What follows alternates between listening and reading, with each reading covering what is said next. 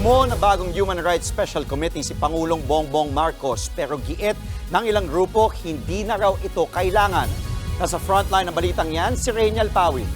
Kapwa kong manggagawang Pilipino ngayong araw. Para mapalakas ang proteksyon ng karapatang pantao sa bansa, ipinag-utos ni Pangulong Bongbong Marcos ang pagbuo ng isang super body o komite. Sa ilalim ng Administrative Order No. 22, tatawagin ito ang Special Committee on Human Rights Coordination. Ipagpapatuloy raw nito ang mga inisyatibo ng United Nations for the Joint Program on Human Rights pagdating sa pagpapatupad ng batas, criminal justice at policy making. Pangungunahan nito ni Executive Secretary Lucas Bersamin, co-chairperson si Justice Secretary Jesus Crispin Remulla, at miyembro naman ng mga kalihim ng Department of Foreign Affairs at Department of the Interior and Local Government. Kabilang sa mga tungkulin ng Special Committee ang pagsasagawa ng investigasyon at pagkalap ng impormasyon kung may nalabag bang karapatang pantao ang mga ahensyang nagpapatupad ng batas. Pati na ang pagpapatupad ng human rights-based approach sa iligal na droga at kontra-terorismo. Para sa Human Rights Watch, magandang layunin ng komite para maiayos ang sitwasyon ng human rights sa bansa. Pero pinuna nila ang mga bubuo sa naturang super body.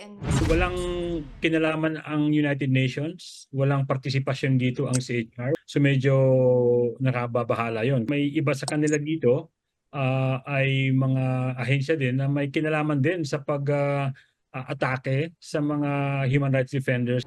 Dagdag pa ng grupo, coordinating body lang ang komite at ang pangamba pa ng Human Rights Watch. Baka gagamitin lang ito ng Administrasyon Marcos na pang propaganda lang para sabihin may ginagawa sila sa human rights, pero actually yung composition niya ay medyo hindi doon papunta. Kaya kung sila raw ang tatanungin, hindi na kailangan ng bagong super body para matiyak na napangangalagaan ang karapatang pantao sa ating bansa. Dapat i-make sure niya na ma-maintain ito ang independence ng CHR. Dapat din Mr. Marcos or the administration should abide by the domestic and international commitment ng Pilipinas sa human rights. So, in other words, hindi kailangan ng bagong mekanismo para magkaroon ng accountability.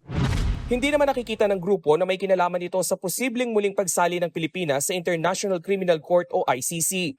Pero posibleng ginagawa raw ito ni PBBM para muling ibangon ang pangalang Marcos. Hindi mo naman pwedeng ipagkaila kay Mr. Marcos yung oportunidad na bigyang katarungan yung mga kaso ng mga paglabag sa karapatang pantao. Regardless kung meron silang record nung nakaraan o hindi. Nagbabalita mula sa Frontline, Reynal Pawid, News 5. Mga kapatid, Andre Felix po, iba na ang may alam at may pakialam sa panahon ngayon. Para sa tuloy-tuloy na balitaan sa Frontline kahit weekend, mag-follow at subscribe sa social media pages ng News 5.